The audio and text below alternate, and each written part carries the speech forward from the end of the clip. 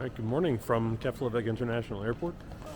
I arrived about 2.5 hours ago on a Iceland Air flight from Dulles, and I will be transferring now to the Faroe Islands. Had two options to get to the Faroe Islands. One of them was an Iceland Air propeller plane, a Bombardier Q400. I had to wait another hour and a half to try out Atlantic Airways and their A320 service.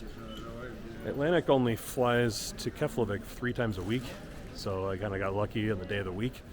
I'm actually flying back in the Q400, so I'll video that on the way back. The morning bank of Iceland Air flights had ended, leaving really only 3 flights happening midday.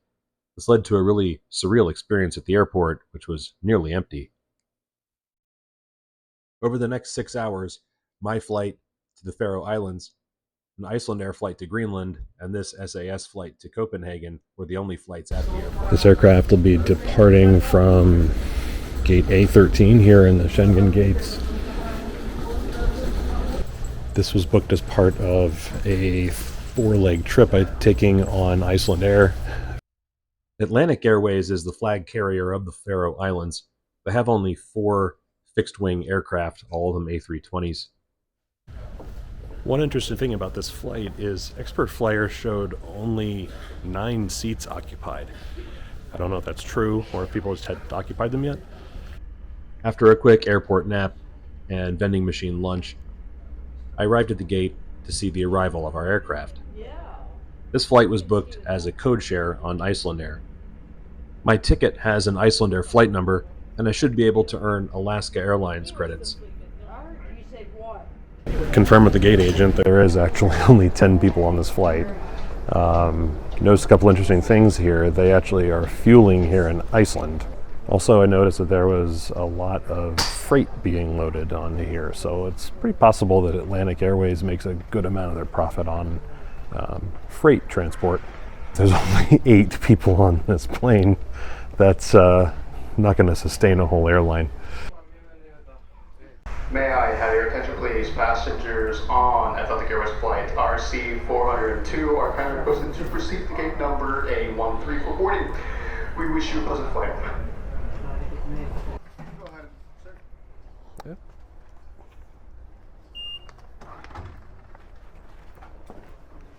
All right, thanks. Atlantic Airways runs this flight 3 times a week. They serve several other destinations, including 3 in Denmark, Edinburgh, Gran Canaria, London, and Paris.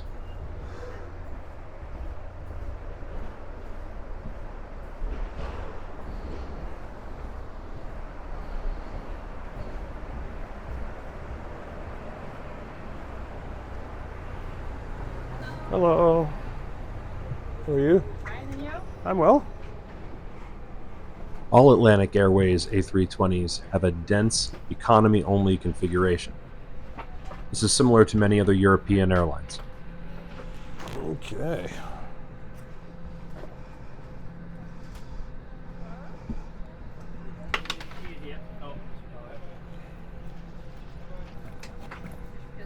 There were some nice seat features and in-flight entertainment, which we'll go over shortly.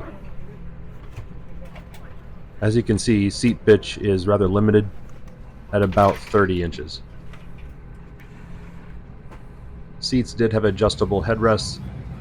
Many of them didn't work. There's very minimal padding on the seats as well.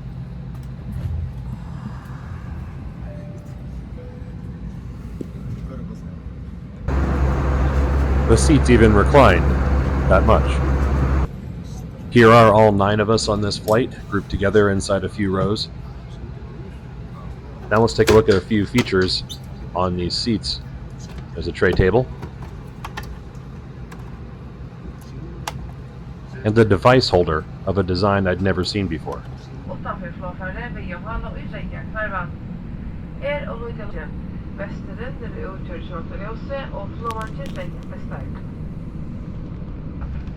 Forward the wings and doing the rear of the cabin. All doors are marked with red and white exit signs, and each door is equipped with an escape slide. In case of an emergency, floor path markings will A life jacket is placed under each seat. please inflate your life jacket outside the aircraft. It is equipped with an automatic Perhaps because we had such a light load, this plane had an incredibly short and incredibly fast takeoff roll.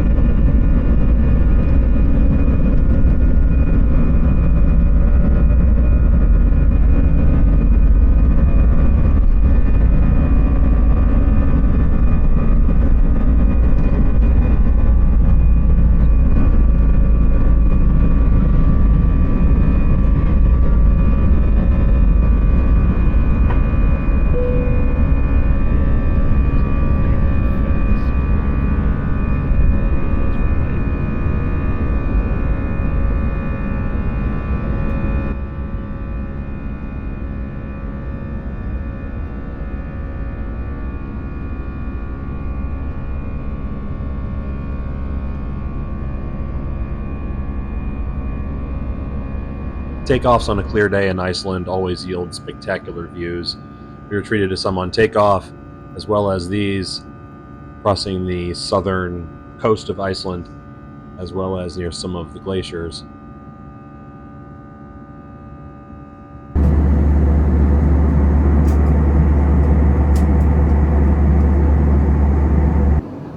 In one way, it was nice to have so few people on the plane. It was also a bit strange to have just so few and be able to poke into each row and look out the window.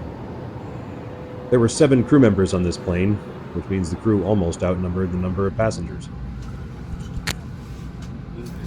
Here's a quick look at the Atlantic Airways in-flight magazine, which is very substantial, and the in-flight menu. Most items in the in-flight service were for pay.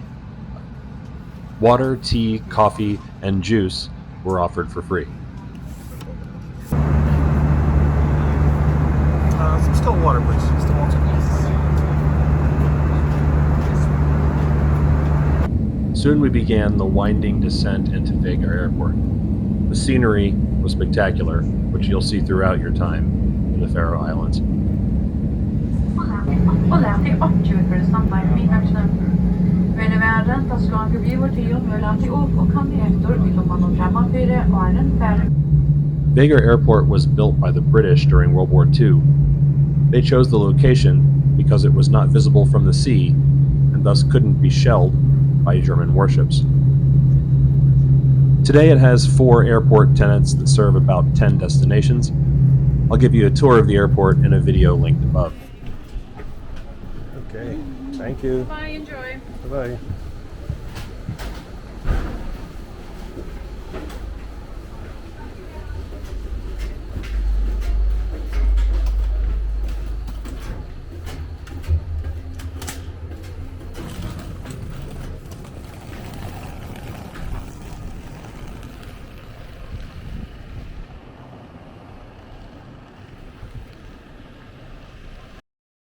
Overall, Atlantic Airways is a really good option for anyone from North America trying to travel to the Faroe Islands.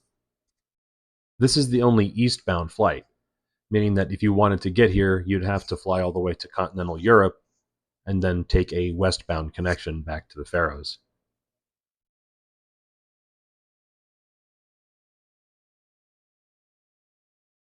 Vagar Airport is understandably small with 3 gates. There is a large duty-free shop available to arriving passengers.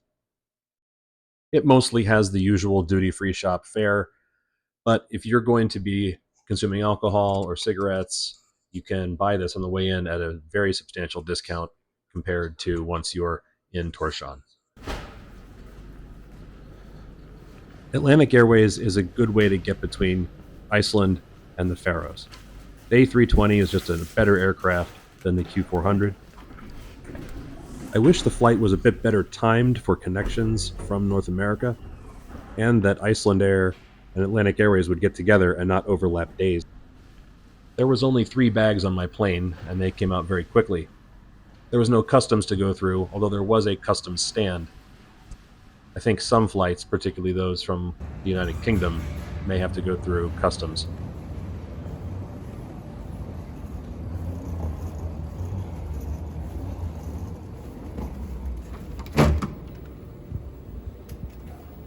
As we exit into the arrivals hall, I'd like to thank you for watching.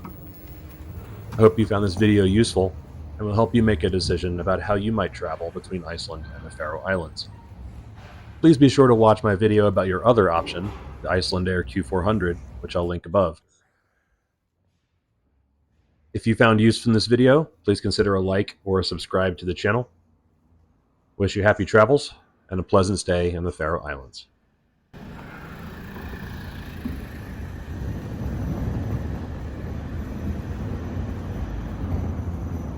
Well,